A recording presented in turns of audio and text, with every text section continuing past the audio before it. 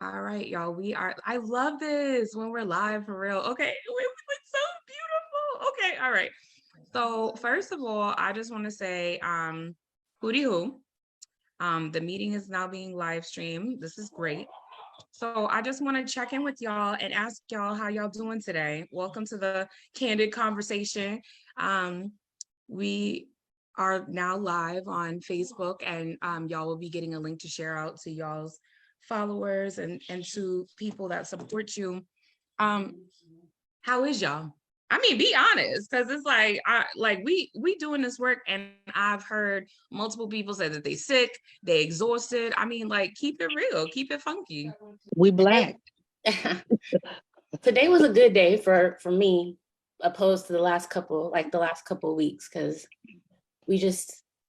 I'm just gonna say we lost somebody to police violence this week. He's in a coma, but he was dead for 30 minutes before they put him on life support. So, but yeah, that's been heavy, but we got the family a lawyer and we're about to keep it moving and do this work, so.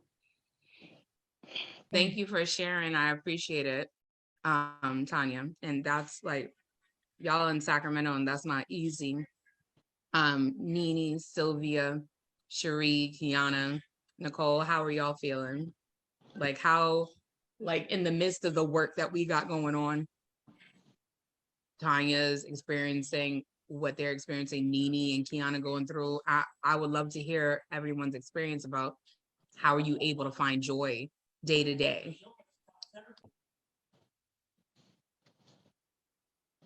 Well, me personally, for transparency, I wake up every day trying to abolish prisons and jails. But with all that I'm fighting for, dismantling the systems, I found a little joy that Tatiana Jefferson, the cop that killed her, was found guilty today. Because right now we don't have anywhere for killer cops to go or what to do with them. And so not joy, a little bit of satisfaction as I'm going to court right now for another case here in DC for a police officer who killed Karan Hilton Brown, and the jury's actually in deliberation right now. So that brought me a little bit of, like, maybe, just maybe, because the family want the cop prosecuted, that maybe Karan family can get justice here in DC with the verdict that we're waiting on that too. So it's kind of hard. It's yin yang, right? So yeah. I wish I was like that. I had like a teleportation device. I would just want to come to y'all and be like, we need tons of alcohol and tons of psychedelics, please. Like, let's just hug each other and love on each other, because this is not for the faint of heart. You know, I know a lot of organizers that are part of the Rent for Moms campaign. I know a lot of y'all for many, many years, like, you know, and I know y'all's tired. And Sylvia, I would love to be introduced to you and to you, Nichole, as well. Sheri, you want to share about how you can find pockets of joy?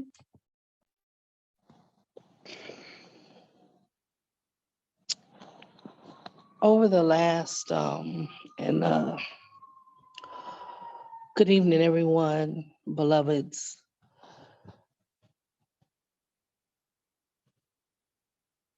I have to be very intentional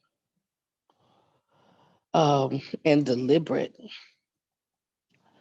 in looking for pockets of joy, especially in this last few weeks or months, because there's some type of, I know that there is a portal open, there's a vortex, and those that are the empaths and the healers, the ministers,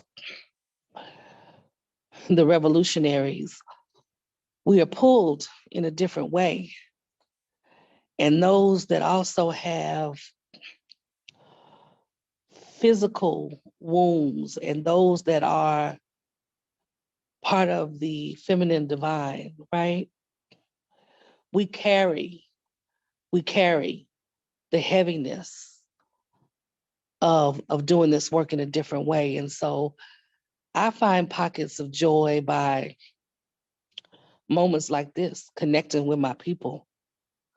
I find pockets of joy. I always look forward to NeeNee's morning post about how she woke up and is living in her Blackness. And her Like, greatness. and in I her live for NeeNee's greatness, post. Yup. right?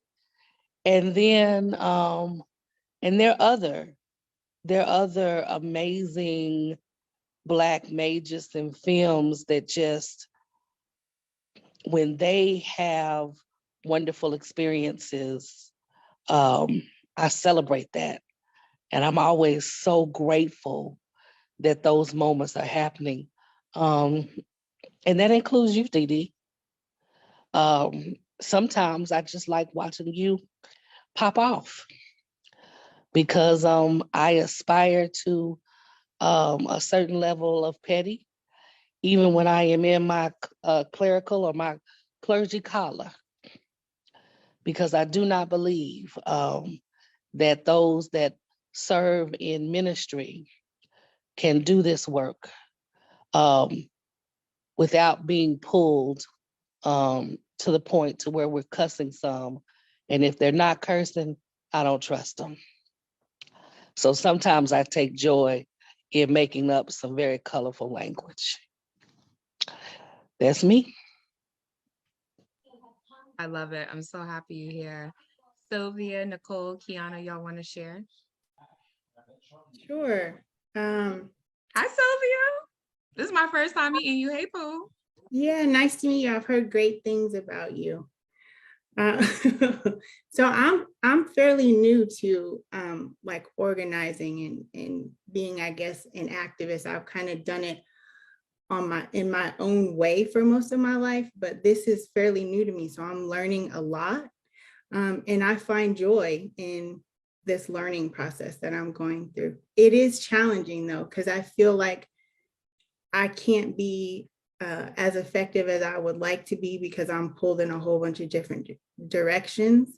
But I just try to like take a step back and focus on the things that I do have and the things that I am able to, contribute to help others. And that's what, brings me joy. And then also my family and connecting with other Black people. Yeah, that's where I find my joy.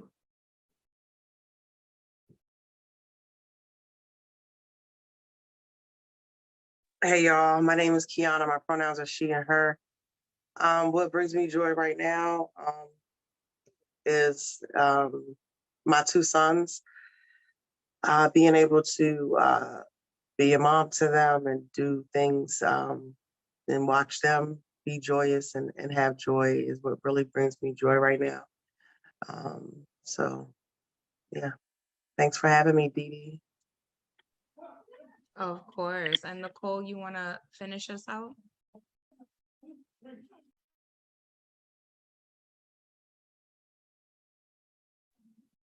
While we wait for Nichole, I'll just say that it's been really difficult for me to have joy.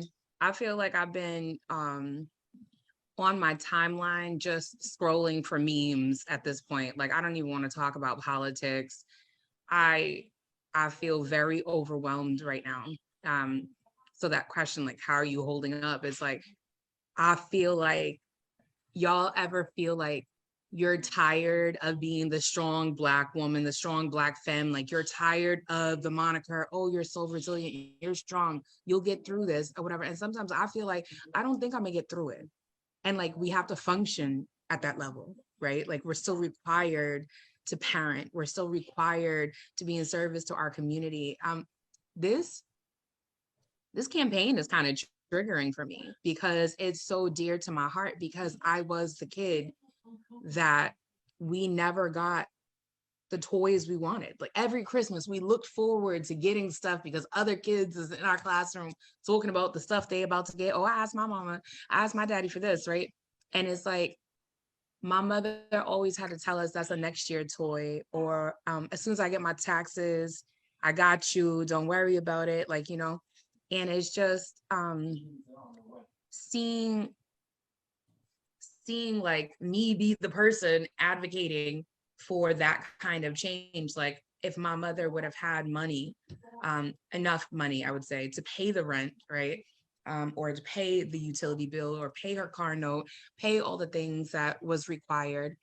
My mother she would have been able to purchase us toys, right? Like, you know what I'm saying? Like, what is it, I don't know, about white saviorism that makes people think that just putting a smile on a child's face is the be all and that's the answer. Like, I'm not shitting on toy drives. Well, I kind of am. But what I'm saying is, like, there's this larger systemic issue, like, and people are probably like, don't make it that deep. But I was listening to Trevor Noah's comments on his show this week, and I think about like Black women y'all are in community with. How do you think that someone saying, listen to Black women is like Eureka?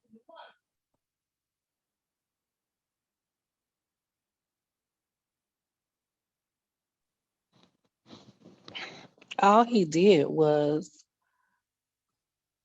he gave people the recipe. He gave them the map of how to survive. I mean, Black women, we birthed creation.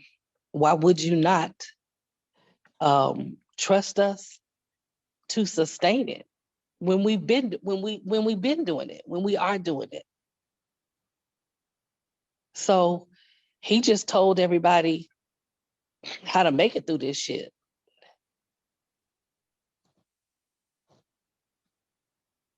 That's just my opinion, but he gets it.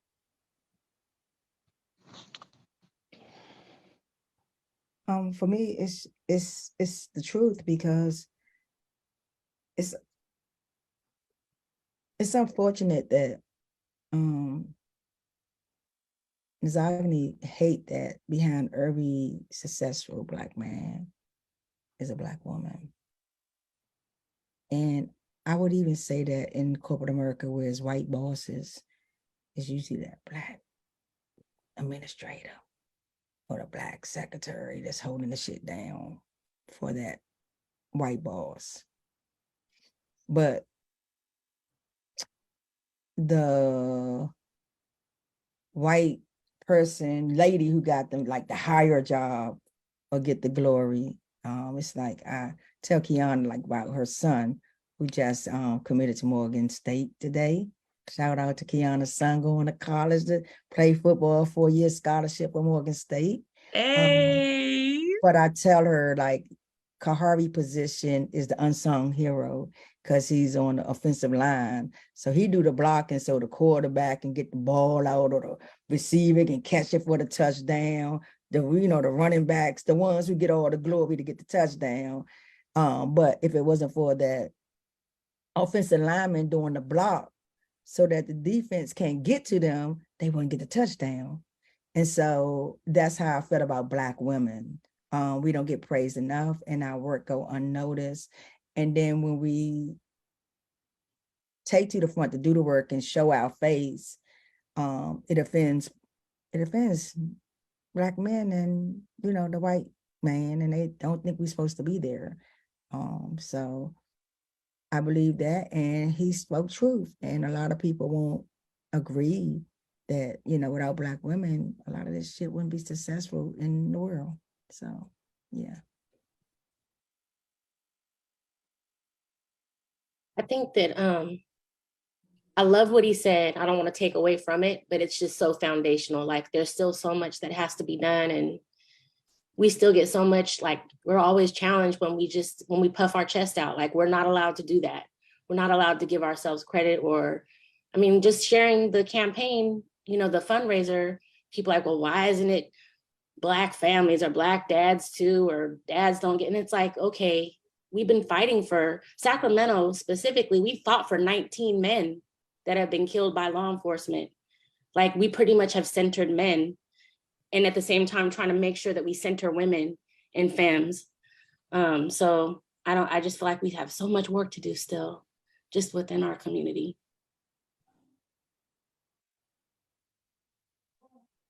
Yeah, I that's really like the gist of it. I was trying to figure out, okay, like, so like, can Trevor Noah share our campaign? Like, can he do that kind of listening? Like, you know what I'm saying? Like, y'all need to tag Trevor Noah in these comments. I don't have time for it. Can he write a check? Can he write a check? Don't he have a Netflix special out? Yes, write that check, Mr. Noah. Thank you. All the way from South Africa. I was thinking about like the work that we do, and Tanya actually raised an interesting point. A lot of the advocacy that the hashtag Black Lives Matter brings about is violence, state-sanctioned violence against Black men. And often women are left out of the conversation. I'm even thinking about, I would say women and marginalized genders are left out of the conversation. I'm even thinking about what's happening right now with Megan Thee Stallion. Like, you know, it's very clear to me that she was the victim of violence. And instead of people listening to her at face value, that she was a victim of violence, we're now discussing her sexual life. We're discussing her friendships. We're discussing who she's with. Like, it's too much. Like, Black women, I don't know how we do it. I don't know how we do it. So my question is, what does centering Black women and marginalized genders mean to you in a time where hypervisibility is centered around Black men, but we as Black femme folk advocating for everybody, like rising tide lifts all ships, we still get shitted on because we're not doing enough somehow? What ways, like, do you think white folks can also support us, you know, while we're trying to figure out, like Tanya said, the work we need to do within our own community? Like what are we telling white people to do?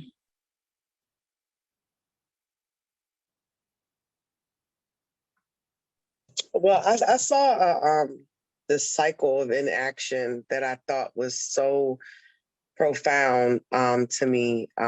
You know, what it's starting to feel like to me in a lot of spaces, you know, a lot of white folks, it's starting to become very entertainment-ish for me. You know, I'm happy that they come out to things. I'm happy that they, you know, they do things. But it just seems like it's a lot of it's for like entertainment, right? This is our lives. And we have to get up and live this every day. We can't turn off and on our Blackness. We can't turn off and on who we are, and the fact that we have to get up and live this each and every day. And so, like, you know, white folks, I think that they should be more intentional around, like, you know, the way that they show up. For me, censoring Black women is a must. And when I don't know who said about the post, we posted something for Black women the other day, and immediately someone jumped on and was like, oh, why can't it be this and why can't it be that? And it just really pains people whenever they see when something is centered for Black women. It really gets under their skin. And it's just, I'm tired of explaining it, because we fucking want it to be for Black women. That's why. And we don't need your comments. We don't need your commentary or any of those things when we decide to step up and do things for Black women. That's our choice. And that's our liberty for us to do it that way. And so I'm just really tired. I don't even have much to say. I am literally like drained and tired. But yeah. I want to ask people, what are y'all doing for Black women or Black men? Like, like a lot of people is doing it from the couch. Like, you know what I'm saying? Like, we outside. Like, so I give deference to that.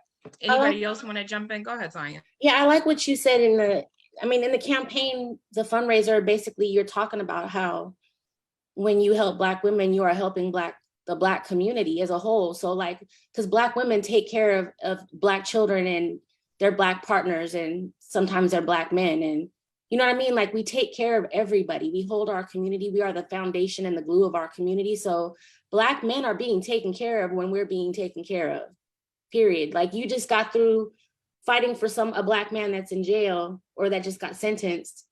And it's like, you're leading that fight for this Black man.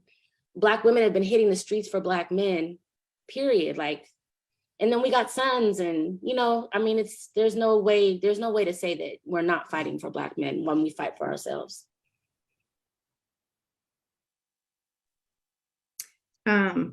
That's a great point, Tanya. I think Qiana mentioned earlier, like, it seems like real entertaining now, like the way that white people contribute. And I think like that's the piece of like the saviors, and like they're doing things to make themselves feel good instead of doing things because it's the right thing to do, whether or not it feels good. And there needs to be more of a focus on that. So just do the right thing because it's the right thing. Don't do it because you're looking to make yourself feel good because it's the holidays and you want to give back. Like, there's systemic issues that need to be addressed, and that's what this movement is attempting to do. And that's why you should be contributing here. That's an excellent point, Sylvia. So that leads me to my next question. Oh, Nichole, you have something? I apologize. Okay. So I know, like, I've seen how folks are willing to give a donation to a fundraising campaign like this, but housing insecurity is something a lot of Black organizers are living through the reality of, right? So how responsive do you feel folks are when it comes to protecting us while doing this work? I feel like, and I'm gonna lead with this, I feel like I have been the recipient of many a GoFundMe or a PayPal pool, because while I'm doing this work for other people, I'm moving these resources for other people. I'm a chronically ill person. Like, you know what I'm saying? Like, I got all these kids, I got family issues, I got it all. Like, you know what I'm saying? I work 3 or 4 menial jobs throughout the year. I take clients, this and the third, and I'm mad about it. I still have to figure out, do I renew my lease? Can I afford to move? Like, you know what I'm saying? Like, if I don't make a client this month, or if I don't drive 33 hours of Uber Eats every week, like, will I make my rent this? You know what I'm saying? Like, and then what you said about, okay, Black women supporting Black men, how many Black men is in your family that have been formally incarcerated and that you are also helping, you know what I'm saying, them get their shit together? So it's like, don't do me. Like, you understand what I'm saying? Like, I feel like what you said about having Black sons, like, you're supporting them. Like, how are y'all dealing with housing security or insecurity? I made at a rally a couple of weeks ago where we had traveled to another space to uplift Black women who are victims of state-sanctioned violence and violence from a police officer.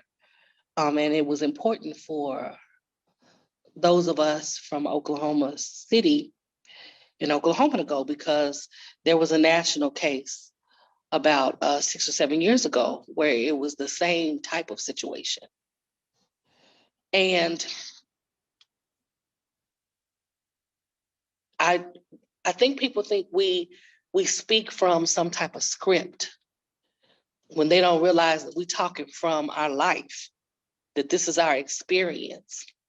And I made a statement that's now circulating as a quote that I said, when Black women rise, humanity is elevated. And that's just a fact. And people, it has become so normalized for people to be comfortable with Black women and films and majors struggling. Like we can't have a damn thing. When we do amass any type of what people think as wealth, and for some reason here in Oklahoma, wealth can be getting some damn Nikes. People came at me and getting a car, even though my car had been bombed, right? And my feet are hurting. I'm older. I'm fat. I'm chronically ill. And so you don't think that I should have comfortable footwear for when I'm leading these damn marches? Uplifting the Black community and try to dismantle the systems that tear us all apart. And people act like my Black life don't matter.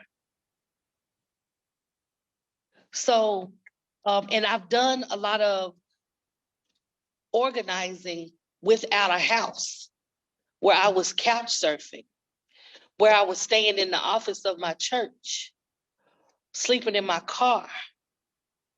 I'm not housing secure right now. It's a very different situation, but I'm in the safety of my office right now, and it's probably where I'm gonna lay my head.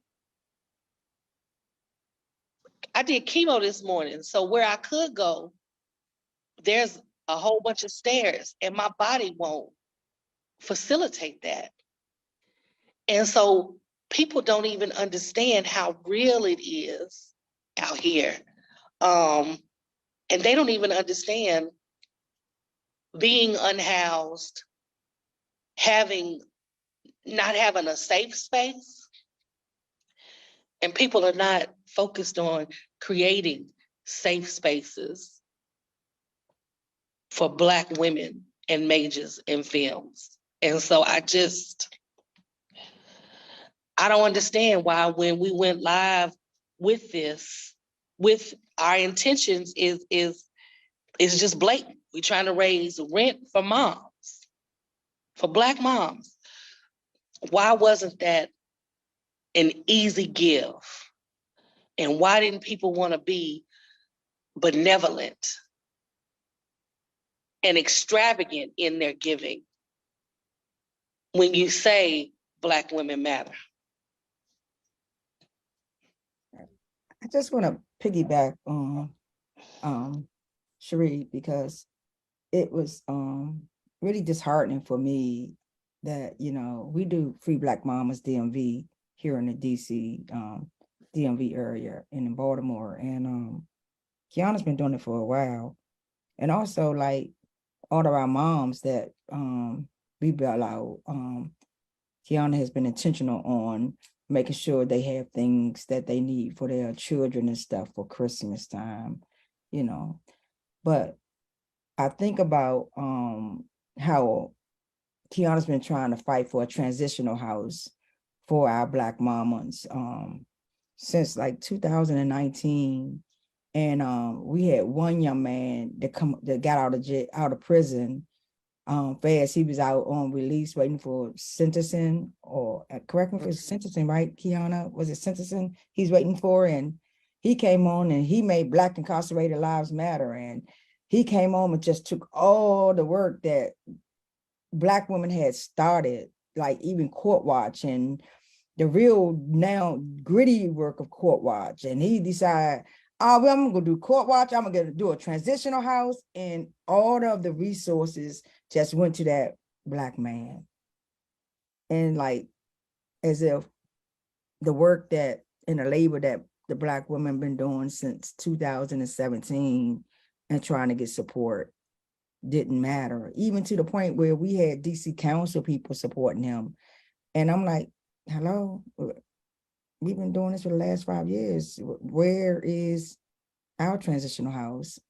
Where is our support? And it went to a Black man to say Black incarcerated lives matter, and Life After Release that just wanted to support incarcerated and formerly incarcerated Black women didn't matter to get the community support. And that's real. And that's what we deal with here in the DMV area, just going against the Black men that's doing the work, and the Black men, when they uplift incarceration, they leave Black women out.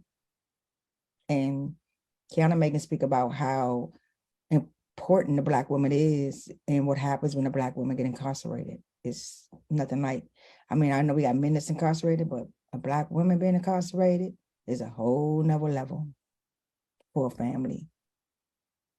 So yeah. Thank you, NeeNee. Go ahead, Tanya.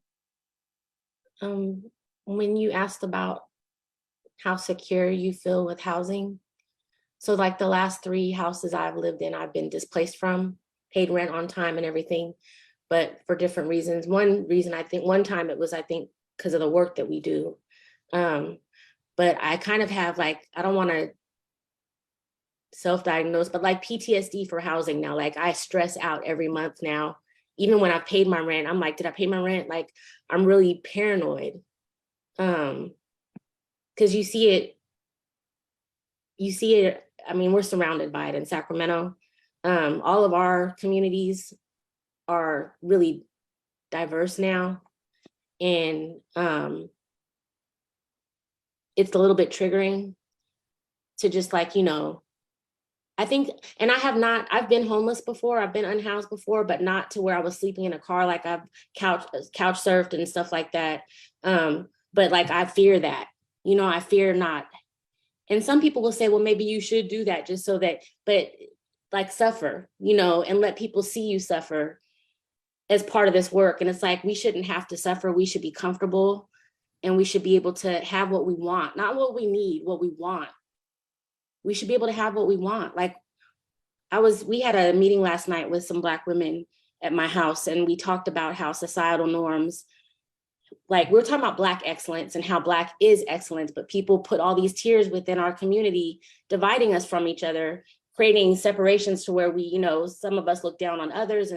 But we talked about the fact that how what excellence is compared to what white supremacist norms are. So like if you've got a good college education, then you're considered to have Black excellence, or if you're a doctor, but it should be the opposite. It should be how hard people work, how much people sacrifice. Like doing community organizing should be considered the highest of Black, being a teacher, a Black teacher in the school district, like that should be considered what is Black excellence, because we are faced with the most obstacles and we survive them. And that's almost impossible.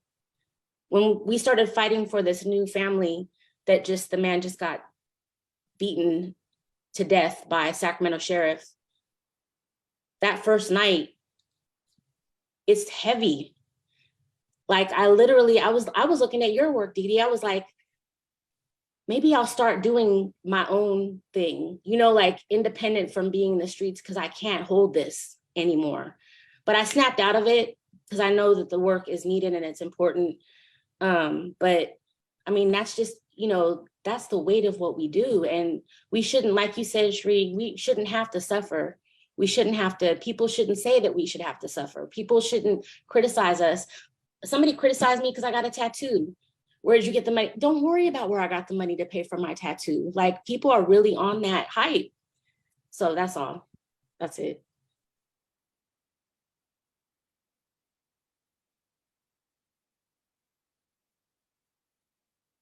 What's some projects y'all working on right now? No, I mean, obviously y'all doing this rent for moms. And I know that y'all know this, but like, I'm hoping that y'all can like tell y'all followers, each organization's goal is to raise $10,000. I think that's gonna, many hands make light work. Like, you know what I'm saying? And for folks who, you know, like what we did was we created like a fundraising kit. Like we show people, we having meetings every week with people, like we out here, like, you know what I'm saying? Like, if you know people who want to like join teams, let's say you get 5 people to say that they're going to raise $500 or they're going to raise $250 or whatever, right? You get 10 people say they're going to do $250. There go your bread right there. Like, you know what I'm saying? Like, it's like, I really want these things to be successful because the more moms we help. Right now, I think the numbers just came in. we're already at $40,000, y'all. Like, you know what I'm saying? Like, that to me is a testament to the work that each of us as organizers do. Everybody's bringing in bread, but I really feel like people really being stingy with their pockets because it's us. Like, you know what I'm saying? Like, and so I want to know, I'm just gonna say it. It's because it's us. So what projects are y'all working on outside of making sure that at least there's some temporal relief for moms this season?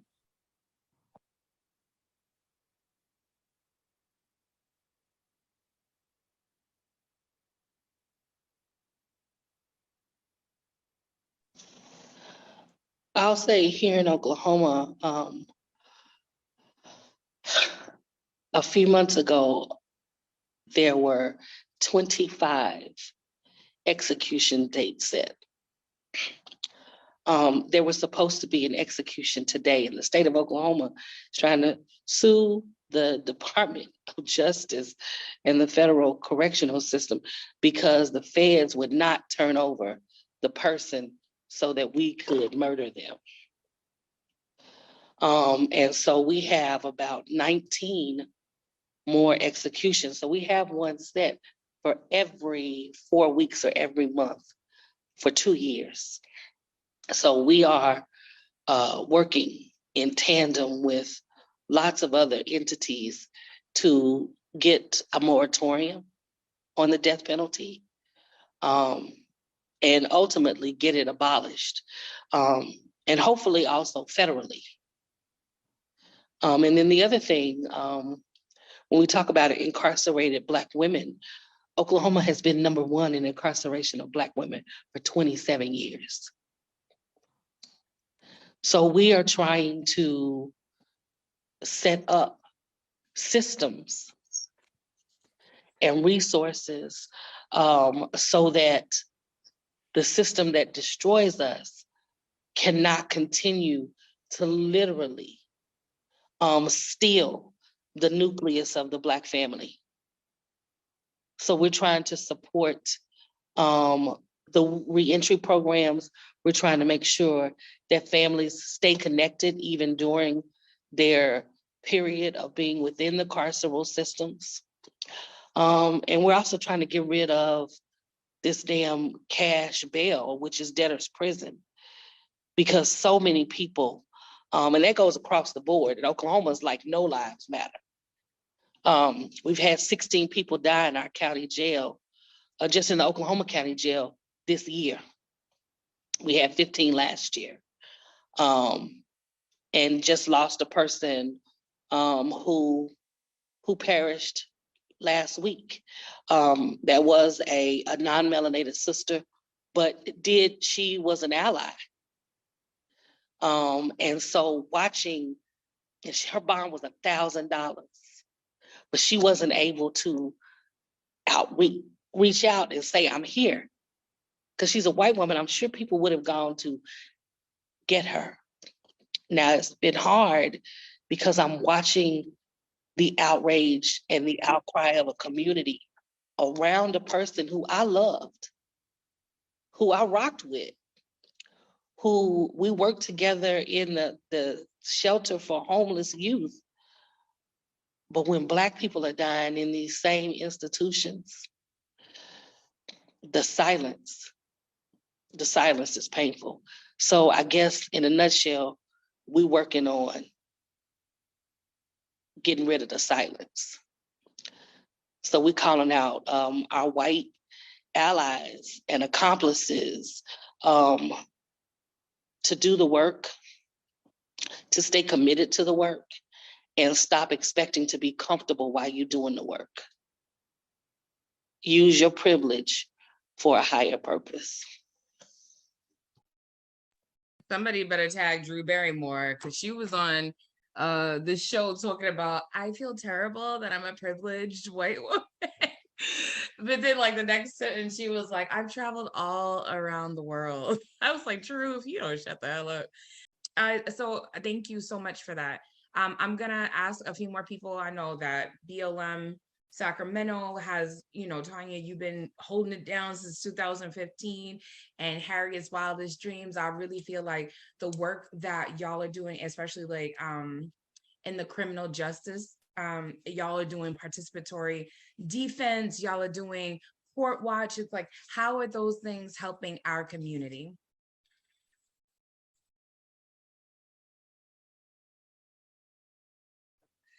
Yeah, so the way that it's helping our community is that it's actually snatching the bodies out of the system in preventative ways so that we're not losing our loved ones by death or by separating them through incarceration or death by incarceration. Being able to help them navigate through the criminal legal system, getting their cases dropped.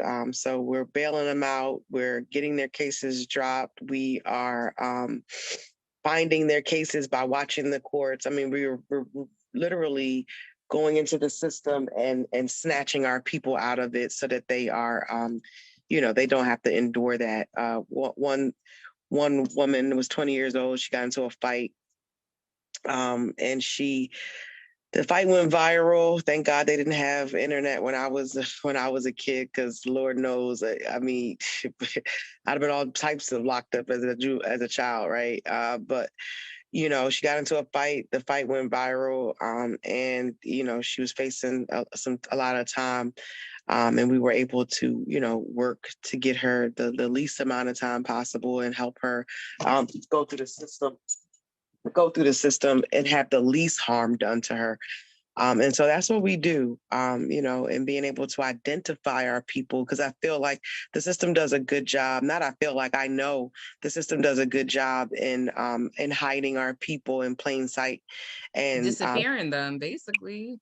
yeah, and folks don't know. I mean, and folks, if you can, I'm a formerly incarcerated woman. I can't sit in a jury box. I'm going to be fighting to be able to sit my ass in a jury box. But please, to our people, please go to jury duty. It is so important. It is, you know, important that we are in those seats.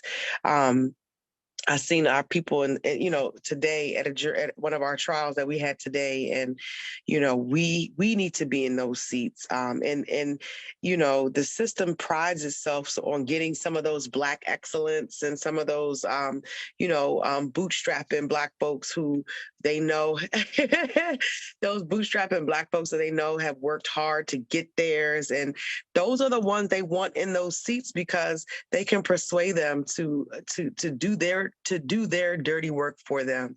And so I can't explain and I cannot express enough to folks. If you're wondering what you can do not ignore your jury duty notice. It's super, super important. Come on, the Ratchets need representation too. Representation matters, y'all. I know, because I'm a Ratchet. Thank you. Tanya, do you or Sylvia want to speak to the work y'all are doing? Thank you so much, Qiana. Do you want to speak, Sylvia, or you want me to do it? So we're doing a lot right now. So in 2021, we purchased 2 parcels of land. On one of the parcels, we've got a community garden where we grow food very specifically to give to Black people in Sacramento, no matter like what even if you got a job, and you know, just to kind of help alleviate some of the bills and things like that. And then on the other parcel, we have a project that we're working on.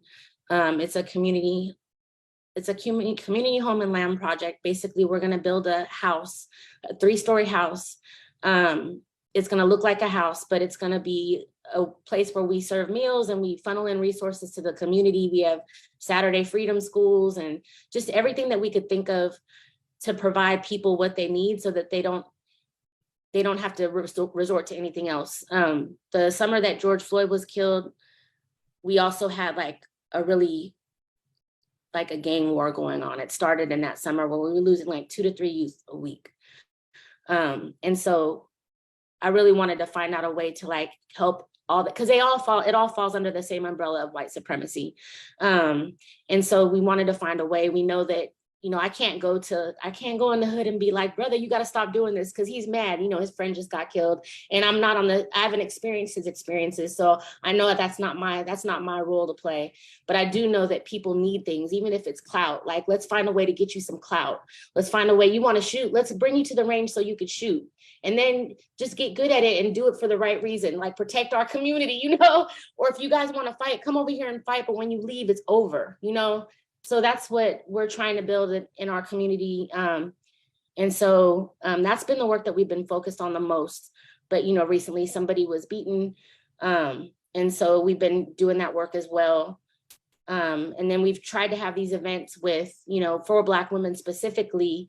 And we've had, they've been really beautiful, but we only have like 2 or 3 or 4 people show up. And I know that a lot of it has to do with like the times and COVID and all of that. But we're working on a lot of things at once. And I feel like the impact is it's good, and it's going to be better. Like, once we have our home, it's going to be wonderful and beautiful. Thank you. I need y'all to do me a favor, because Tanya just touched on it. Like, meeting people where they at. Like, we got to meet each other where we're at, right? And it's like, I think that goes back to what you were saying earlier, Tanya, about like the tiers in between us. It's like, I'm really tired of the narrative and the trope that like, oh, Black lives can't possibly matter to Black people because Black people are killing each other. Like, you know what I'm saying? Like, how do you respond in your demographic to the trope that like, we somehow must be doing more violence than every other ethnic group?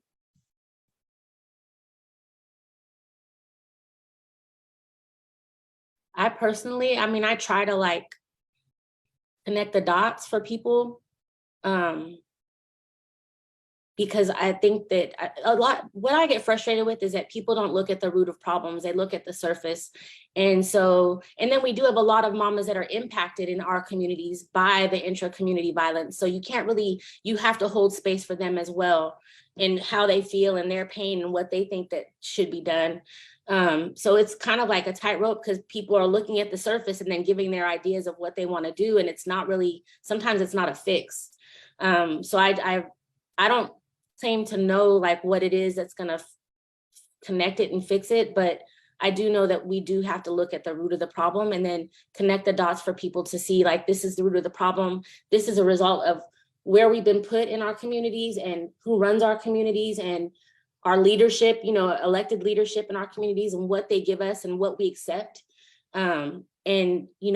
We have to connect those dots, because that basically connects us, this movement where we're fighting law enforcement and violence, state sanctioned violence, to the intra-community violence where folks don't have what they need. They don't have guidance. They're in poverty. They're building their own families, because that's all gangs are, is, someone going out and building family and getting love. So that's a whole nother conversation. It's a whole nother conversation. Yeah, and I want to tell you, you're 100% correct, because here, literally, because what you were saying, I just started a DC safety coalition, and our logo, but it's powered by her, it's Wildest Dreams, but our logo is a Dinkra symbol that say, help me and let me help you. And it's alternatives to calling the police. And it's basically, I got all the organizations that was already doing the work, and I brought everybody together for the DC Safety Squad. And the people, and then I just got individual people who want to learn how to do the work. And I'm just getting grant money to get them trained up. Like, I literally just got 6 people trained to be mental health responders, certified for 3 years. Took one meeting, one training, and got 15 legal observers just to watch the law while we out here doing things. And then the same thing with cop watch. I got a knock-on training coming up the 1st of January, because everybody need to rest for December. End of December, rest is radical, and it's essential. And so just and I'm getting people trained on to be able to be street medics, all that, so that we can respond to our people, and not, reimagine the safety is what we called it in DC. And then we're showing that it's possible that we can do this work without the police, and then bring the resources to this, where we're doing decrim. We have a campaign now, Decrim Poverty, where we actually have a council person trying to introduce a 24-hour harm reduction center here in DC. This is the work that we're working on to try to like let the people see this is what's going to deter from us with intercommunity violence, you know, giving the resources and keeping the people safe. When somebody have a mental episode, let me respond, but give me some resources for their next step so they can get therapy. I'm not a doctor, I'm not a therapist, but if I can just take them off the edge and help them off the edge and be able to take them where they need help, that matters. The same thing with people that use drugs, So that's what we building now in DC. We building out the DC Safety Coalition, and it's actually a response to an app where people call instead of 911, they contact us and we'll do responders. Yeah, that sounds dope. That Yeah, definitely sounds so dope. they're going to come. Yeah, I'm trying to finance it like shit, DiDi, though, because it's hard. Because I got get people on this app 20, but right now we just got like a certain hours. But I want to be able to have people to be able to respond just like 911. I want a Right, okay. 4.4. And so we get like, they'll be like, we got a mental health crisis. So we know on that app who's trained who's a mental health responder. And so who could those be like we need two dispatched. people to respond and two Right. people go to that scene instead of the police. And if we say like text and hey, police showed up, then the cop watcher come, to Right. watch us do what we need to do. So yeah, we just got to get the resources out, and to do that, you need the resources, because clearly the enslaved patrols was to protect property and not people, and they reactive and not preventive, and we're doing preventive work. Come on, preventative. Come on, Yeah. preventative. No, I'd That's love to good. hear this. Me Yeah. personally, I've shifted a lot of my gear. My team, we took the last 6 months to go inward. We noticed certain clients we had, like a lot of what y'all talk about, the resources. Y'all don't know me for a very long time. My middle name is Resource, right? And it's like, but I feel like I've been a resource for so many, and we are not taking care of our home team. So we're doing credit counseling. We're cleaning that up. Like, it's like such a small thing, but we're taking care of finances, taxes. We meeting with accountants. We sitting with lawyers to talk about our legal issues. We doing like, we just gone inward. And it's like, because I was like, I'm always funding other people's ventures, right? Like if somebody need a lawyer, I got you. Like, you know what I'm saying? Like, and I'm like, okay, so when one of us goes through something, now we're also scrambling. So how do we make sure that we're good so that way we can continue sustaining everyone else? And it's like, I feel like I'm the old bitch in the club. Like, you know what I'm saying? Like I'm auntie now. I personally don't want to be leading protests anymore. I did that. Like, you know what I'm saying? Many of you know that myself and another colleague of mine led 40,000 people at the Boston Common in 2017. And it's like some of y'all allegedly was there, but we'll leave that in the air. Like, you know what I'm saying? Y'all came and y'all helped, y'all did y'all thing, and it is what it is. But I'm like, at what point do I change strategies, especially because I'm the money person? Like, I know how to get it. Like, how can I change strategies so that way I'm not one GoFundMe or one PayPal pool away from being busted out flat ass broke? Like, you know what I'm saying? Like, how do I make sure that all the people that are depending on me are still good? And it's like, I really got to do some soul searching. I say it all the time. I want Bill Gates money, like, because I know what to do with it. Like, you know what I'm saying? Like, give me the check bill, like, and so that's the conversation that my team is having. We still have 40 acres in a school going on. We're still learning about remembering, reclaiming, stewardship. Like, it's like a lot of stuff that we have to pour into ourselves about. And I'm not going to be mad if somebody be like, well, that sounds selfish as fuck. Self-care looks selfish as fuck. That's how I feel about it. Y'all shouldn't have got me on this live. I've been here too long. All right. One thing you want to tell your followers just about anything. It could be about Rent for Moms. It could be about how you want them to show up. It could be about where you want them to mail the check to. It could be about anything. What you want to say. And we'll start from Sylvia. and then move to Qiana, Sheri, NeeNee, and then end with Tanya. One thing, I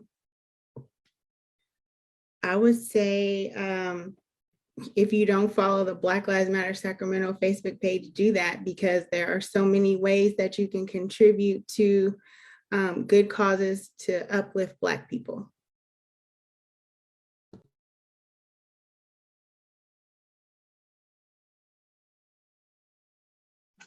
Hey y'all, what I want to tell folks is I'm tired. I was tired. And make sure that you follow us, Harriet's Wildest Dreams, on social medias, and stop being performative, and understanding that this work is it's not even work, it's our lives. It's the lives of our folks in our community, and so that's just what I wanted to uplift. And free a Black mama. Yeah, if y'all have campaigns, I was thinking this morning, and then like I had my whole day. Before we go to you, Sheri, if y'all have campaigns, do me a favor, email it to, or however I don't care how you get it to me. I just need to be able to send it to a white person to compile it in a list. So that way we can also do a graphic. Hey, make sure you're following these orgs and follow their campaigns, support their individual campaigns for whatever y'all got going on as well. I think I might do it for like a whole bunch of organizers. I think I might do it by state. So anyways, but that's that. Go ahead, Sheri. I first want to say, since we're almost at 40,000, I want to say thank you to those that 42,000. 42,000. We just got a $2,500 donation. And so thank you for those that responded when you first heard the call. And then I want to challenge those that feel like, even if you say, hey, I don't have but $5, I don't have but $10, that goes a long way when we are doing it and being community. When we are funding this type of mutual aid program. So put 5 on it, put 10 in, make it rain if you can, because this is such a worthy work. So really thank you. My grandmother always told me to make sure that you show gratitude. And I am very honored and grateful, one, to be doing work with these amazing Black women in films that you have seen, and the ones that did a live a couple of days ago. We out here, we doing this work, and we are a safe space and a trusted space where you can put your funds, and it is going to help humanity rise, because you're going to help uplift a Black woman. And then I'm going to cheat because I'm a Black preacher, and I'm going to say to my people of faith, ministry is also about... Somebody better tag a Unitarian Universalist right now in the comments. Ministry, many of our faith-based systems, you put the banners out. You still got those signs in your yards. You have the bumper stickers. You wear the T-shirts, and you say that that women and mages and films in Black skin matter to you. Well, I'm asking you to do what you are supposed to do if you are called into ministry, and to pass the plate. Pass the plate. Let's get some money in the collection plates, so that we can go ahead and save people in a tangible way, and walk under the guise of what it is to really love people. Ashe. Ashe, Ashe. I love that you said that, because I really feel like faith-based people, I need to see y'all show up in a different way. I need to Some of see us, some we standing on the slacking. side of DiDi. Like, I don't know. Like, so Don't they just call pray that for being me, in pay right me. relationship, right? Being in right relationship. Right. We need more than thoughts and prayers. Okay, not thoughts and prayers. Let's Okay. show up for what's hot, not what we need all the time. It's like, if this is hot, oh, this happened, it's hot, so we're gonna do this. Shade, but so Rent for Mom is hot right now, Faith. Them people that go to church and the pastors. I want y'all to know Rent for Moms is hot. It's trending. It's trending. Get on board. Yes. Hallelujah. Hallelujah. Gracias a Dios. I speak of the Spanish too. Rent for Moms. Honda, Shanda, help me pay for my Yes. Honda. Hallelujah. Yes. Yes. No, let me stop, because to be honest, it's a shame that we can't like even ask for money without feeling judged, because y'all gotta come and do this work. So y'all gotta see what we do and what we sacrifice. Just like DiDi said, we even sacrifice ourselves. And Qiana, like, leaving in court thinking about how she losing money and she need to go do an order. And I'm like, come on, like, it's real though, because we're trying to take care of everybody else.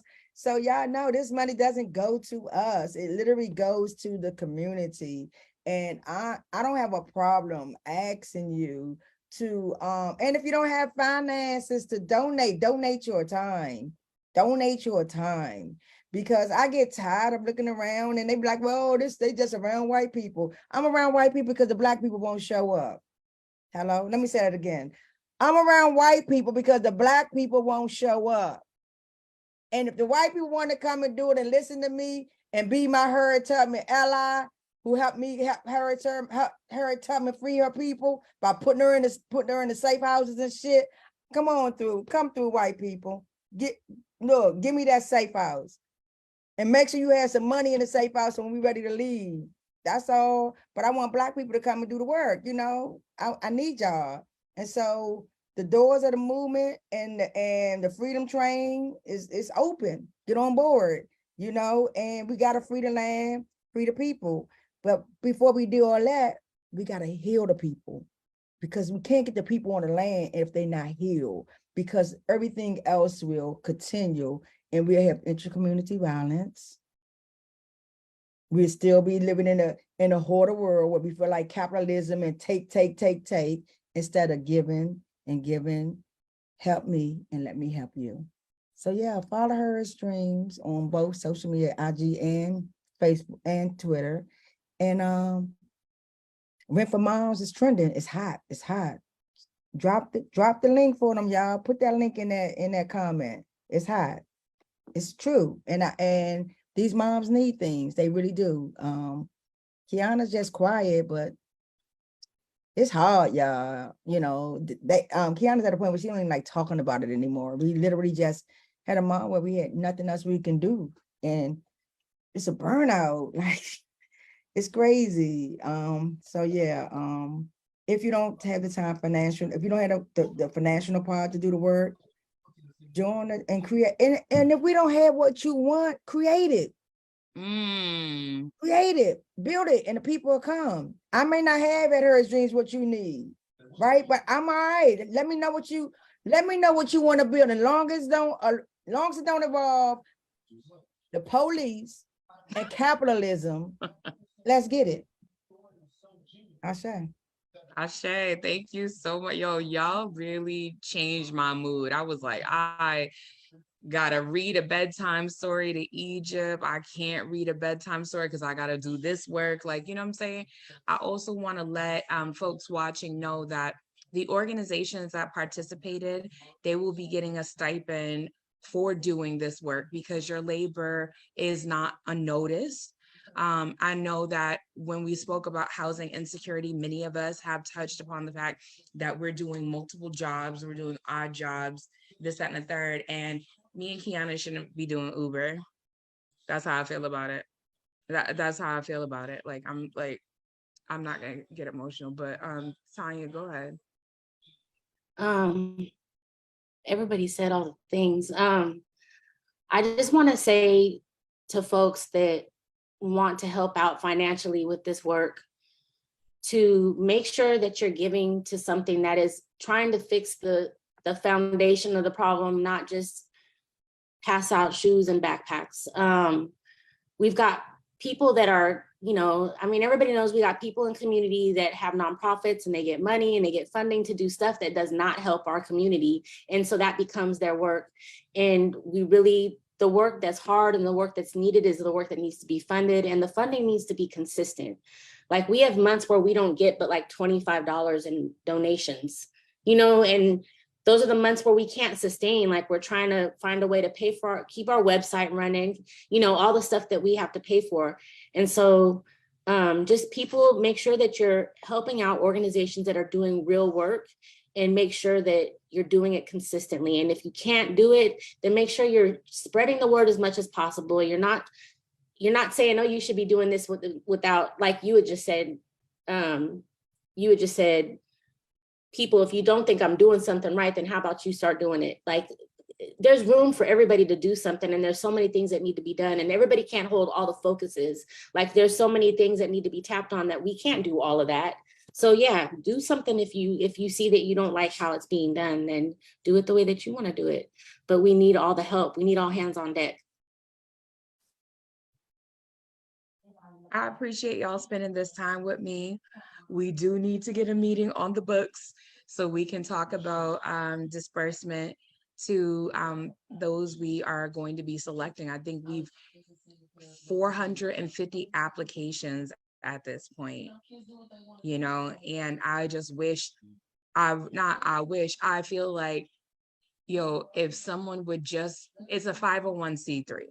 You understand what I'm saying? We still operating as a grassroots as fuck, but if someone would just drop a check, like mail me a check, do what you need to do. So it's not just 50 moms we're helping out this holiday season. It's 250, it's 500. We could set this up as a program to make sure mom's rent is offset for the year in each of our demographics. Like that's kind of money I'd be talking about. Like, talk to me about that. Like, you know what I'm saying? Like, and so it's like, I also want to extend to y'all all should have my cell phone number by now. Please don't give it to cops. Thanks. I appreciate it. Is it possible that whenever you need something, just text me? Like, do I always answer? You could ask Tanya. No, we go through our shit. Do I always answer? No, you could ask NeeNee. We be cursing each other out. And also, I'm here and I am a resource for those who treat me like I'm also human. So thank y'all. And I really can't wait to see the results of this campaign. Thank you for choosing Rent for Moms. Thank you for fucking with me. I appreciate y'all.